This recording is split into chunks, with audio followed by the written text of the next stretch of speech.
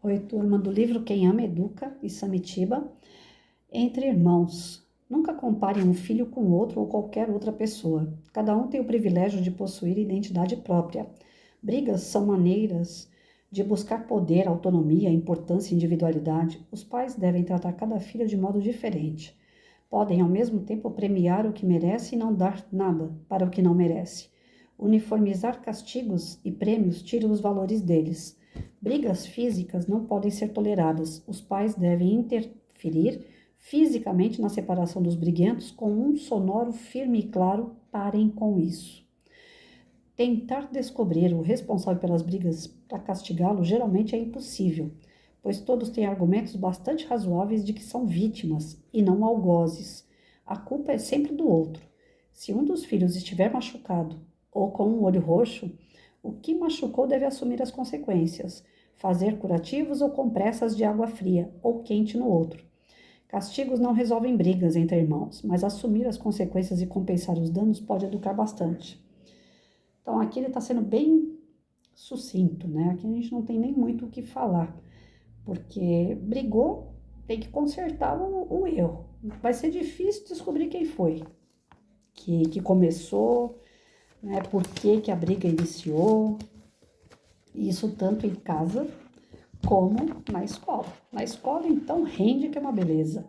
Porque aí você acha que tem dois envolvidos, quando vê, já tem a sala de aula inteira. Isso quando não vem até aluno de outra sala. Você começa a buscar quem foi que começa, porque, e às vezes a briga começou lá na casa deles, veio para a rua, chegou na escola e na escola estourou.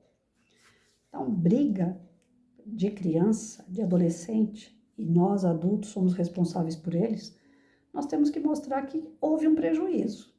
A briga gera um prejuízo. Esse prejuízo alguém vai ter que pagar. E não é com castigo. É tirando o prejuízo do outro ou dos outros, que nem na sala de aula, raríssima. Em 32 anos de trabalho, se for para eu poder lembrar agora uma briga de aluno em sala de aula, eu não vou conseguir lembrar, porque raras vezes isso aconteceu. E eu tô falando rara mesmo. Eu tô tentando forçar aqui lembrar um episódio e não consigo. Na porta da escola, sim. Na porta da escola, no ensino fundamental 2 e médio, eu cansei de separar a briga. Até grávida eu cheguei a entrar no meio de briga de aluno para separar. Só que é aquela história, a gente separa, bota um dentro da escola, deixa o outro ir embora, depois a gente solta esse outro. Quando é no outro dia, tá lá de novo. Ensino fundamental 2 e médio só dá certo se os pais continuassem levando na porta da escola, coisa que não fazem. Aí evitaria traficante, evitaria a briga, evitaria uma série de circunstâncias ruins que acontecem na porta da escola. Dentro da escola comigo, que sou mais rigorosa, mais disciplinadora, era muito difícil, não consigo lembrar de nenhuma situação assim de briga. Já assim, do tipo, esse aqui pegou meu lápis, o fulano passou aqui, professor, e bateu o pé em mim, mexeu na minha carteira. Essas implicâncias, sim, isso era comum. Mas briga de sair na porrada dentro de sala de aula, não. Não lembro desse episódio. Autista, sim. Autista é cheio de querer bater, né? Quando eles são agressivos. Então, já tive aluno autista querendo bater em aluno na sala de aula. Mas não é por não é por consciência daquilo que está fazendo, né? Então, não vou conseguir lembrar, assim, na sala de aula para falar para vocês. Mas, enquanto mãe, também não consigo, porque eu só tive um filho.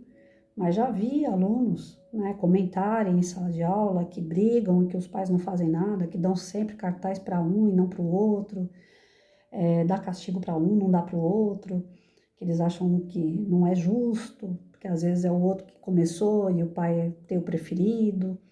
Então, assim, as brigas entre irmãos ou alunos, a gente não deve comparar quem é melhor e quem não é. Tem que analisar com cuidado para ver quem é que começa. Às vezes eu chamava, na hora do recreio, eles se implicavam, né, entre eles. Eu chamava um, mas o outro também está envolvido, o outro também está. Eu chamava todos, levava todo mundo para a direção. Cheguei a encher a direção uma vez não, várias vezes. E a gente enche para poder saber a versão. Tem que sair a versão certa, para você não ser injusto. Porque se você for só pela conversa daqueles envolvidos, geralmente a vítima é o que causou o problema. Quando começa a se vitimizar muito, pode acreditar que grande parte Eles é que são os causadores do problema. Então, castigo e nem prêmio, né? A gente tem que ver primeiro a causa. O que foi que causou a briga? Para depois ver quem começou a briga e depois dar a cada um de acordo com a sua obra. Quem brigou, quem iniciou, vai ter que pagar o prejuízo e não com castigo. Eu fazia aluno dar a mão, eu fazia aluno abraçar um ao outro, pedir desculpa. Às vezes eles falavam, pode me mandar para a direção, professora, porque senão você vai ficar falando um monte. Eu não dava castigo, mas eu falava um monte na vida. Aí lá na direção eles só colocam a gente sentado lá e eu, pelo menos eu não fico dando trabalho para a senhora, já cheguei a ouvir aluno falar isso, que preferia ficar na direção sentado sem fazer nada do que me ouvir. Dizem que dói mais me ouvir do que um tapa. Eu nunca dei tapa em aluno, então assim, a questão de você ver a briga em si, não dá para resolver o problema. E tem pais que realmente têm o filho mais preferidinho, né? Tem o mais queridinho. E isso detona o menos querido. E geralmente o menos querido é o mais velho. Isso daí eu tenho na prática da sala de aula. Toda vez que eu ia reclamar de alguma coisa, o aluno mais novo é o santo. E o mais velho é que é o problema, porque ele já é mais velho, então ele tem que saber lidar com o mais novo. Não é assim, não. O mais novo tem que ser educado também. Então não dá para comparar um com o outro, nem que fosse gêmeos. Cada um é cada um. Tem que saber o porquê, tem que saber quem e dar a cada um de acordo com a sua obra. Independente se você gosta mais de A ou de B. Independente se o aluno é bom ou ruim. Independente se o filho é maravilhoso ou não. Educação é isso. Educação é você direcionar quem está certo, quem está errado, para que aquele que está certo continue. Aquele que está errado ele tem que se transformar, ele tem que pegar o exemplo de quem está certo.